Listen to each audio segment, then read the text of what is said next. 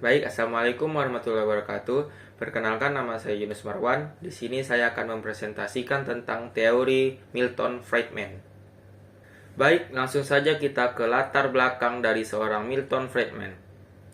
Milton Friedman yang lahir pada 31 Juli 1912 dan wafat pada 16 November 2006 ini dikenal sebagai salah satu tokoh paling berpengaruh dalam perkembangan pemikiran ekonomi abad ke-20. Beliau sebagai pemimpin aliran monetarisme. Friedman dikenal atas teorinya mengenai peran kebijakan moneter dalam perekonomian. Pemikirannya menentang keyakinan dominan kala itu, yang berfokus pada intervensi pemerintah untuk mencapai stabilitas ekonomi. Dengan menawarkan pendekatan berbasis pasar dan kontrol suplai uang, Friedman memberikan kontribusi penting yang mengubah arah kebijakan ekonomi di banyak negara. Baik, selanjutnya rumusan masalah. Rumusan masalah yang pertama yaitu bagaimana sejarah perkembangan pemikiran ekonomi sebelum munculnya teori Milton Friedman. Yang kedua, rumusan masalahnya apa kontribusi utama Milton Friedman dalam teori ekonomi modern. Dan rumusan masalah yang ketiga, bagaimana pengaruh teori Friedman terhadap perubahan kebijakan ekonomi di berbagai negara.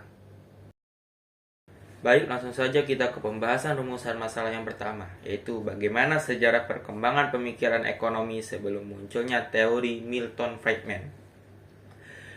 Sebelum Milton Friedman muncul dengan gagasan monetarismenya itu, pemikiran ekonomi telah berkembang selama berabad-abad, melalui beberapa fase yang dipengaruhi oleh peristiwa politik, sosial, dan teknologi.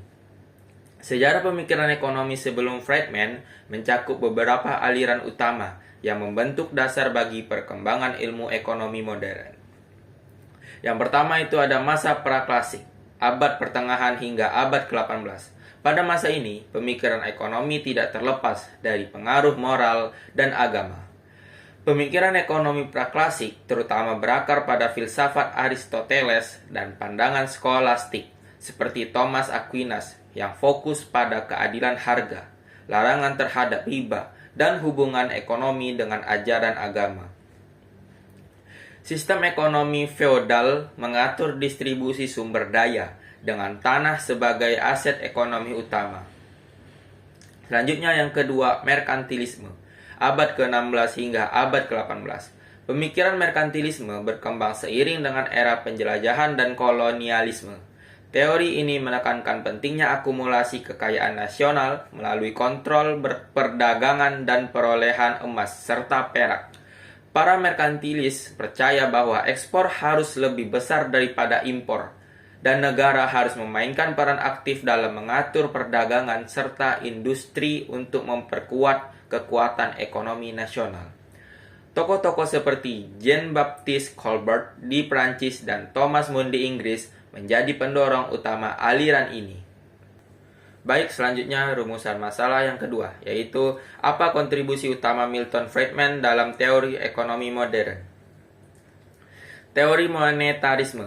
Kontribusi paling signifikan Friedman adalah pengembangan monetarisme yang menekankan peran penting jumlah uang beredar dalam menentukan inflasi dan siklus ekonomi. Ia berpendapat bahwa inflasi adalah fenomena moneter, di mana kenaikan jumlah uang yang beredar menyebabkan kenaikan harga dalam jangka yang panjang. Friedman menekankan bahwa bank sentral seperti Federal Reserve harus mengontrol jumlah uang yang beredar secara ketat dan menghindari fluktuasi besar dalam kebijakan moneter. Pemikiran ini bertolak belakang dengan pandangan Keynesian yang menekankan pada peran kebijakan fiskal untuk mengatur permintaan agregat. Ada juga beberapa kontribusi dari seorang Friedman, yaitu kayak seperti hipotesis pendapatan permanen, kritik terhadap kurva Phillips, teori anti-Keynesian, teori ekspektasi adaptif, dan beberapa kontribusi-kontribusi yang lainnya.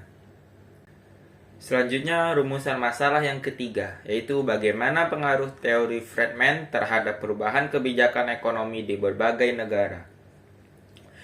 Salah satu ukuran pengaruh itu adalah perubahan dalam perlakuan terhadap kebijakan moneter yang diberikan oleh Paul Samuelson, yaitu seorang Keynesian dari MIT. Dalam buku teks terlarisnya, Economics, dalam edisi tahun 1948, Samuelson menulis dengan nada meremehkan bahwa sedikit ekonomi yang menganggap kebijakan moneter Federal Reserve sebagai obat mujarab untuk mengendalikan siklus bisnis.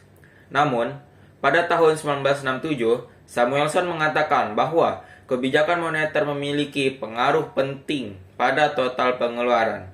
Edisi tahun 1985 yang ditulis bersama dengan William Nordhaus dari Yale menyatakan uang adalah alat yang paling kuat dan berguna yang dimiliki oleh para pembuat kebijakan ekonomi makro, dan menambahkan bahwa Fed adalah faktor terpenting dalam membuat kebijakan. Baik, selanjutnya kesimpulan. Milton Friedman adalah salah satu ekonomi paling berpengaruh di abad ke-20 yang kontribusinya telah mengubah arah kebijakan ekonomi global.